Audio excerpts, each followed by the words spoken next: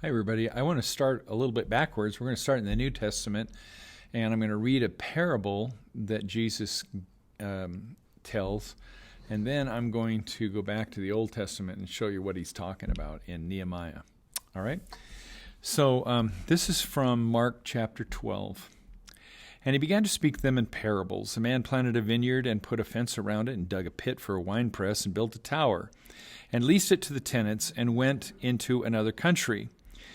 When the season came, he sent a servant to the tenants to get from them some of the fruit of the vineyard. And they took him and beat him and sent him away empty-handed. Again he sent to them another servant, and they struck him on the head, treated him shamefully, and sent another, and him they killed. And so with many others, some they beat, some they killed. He had still one other, a beloved son. Finally he sent him to them, saying, "They will respect my son." But those tenants said to one another, "This is the heir. Come, let us kill him, and the inheritance will be ours." And they took him and killed him and threw him out of the vineyard. What will the owner of the vineyard do? Well, he will come and destroy the tenants and give the vineyard to others.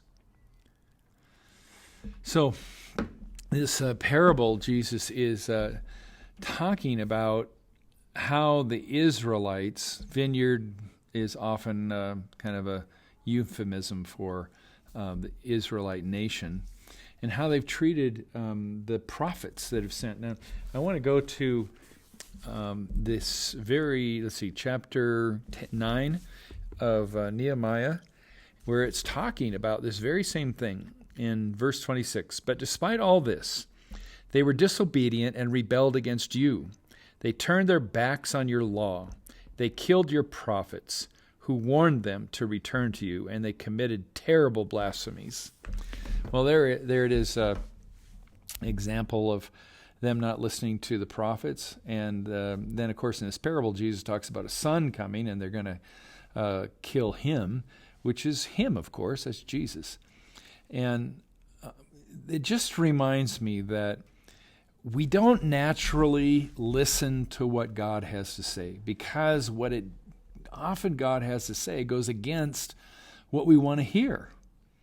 It goes against who we are as people. It goes against what we hold dear and true.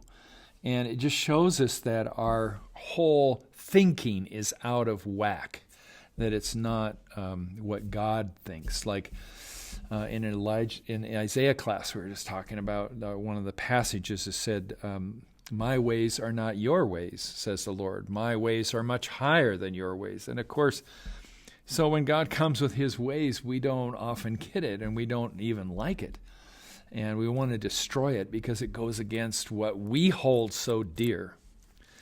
And maybe in this political age, and every age is a political age, of course, but it's important for us to remember that God doesn't work at all like we do. And we think we got it all figured out and just how things should work. And we rarely do. And we think we know exactly how this country should go, and we probably don't.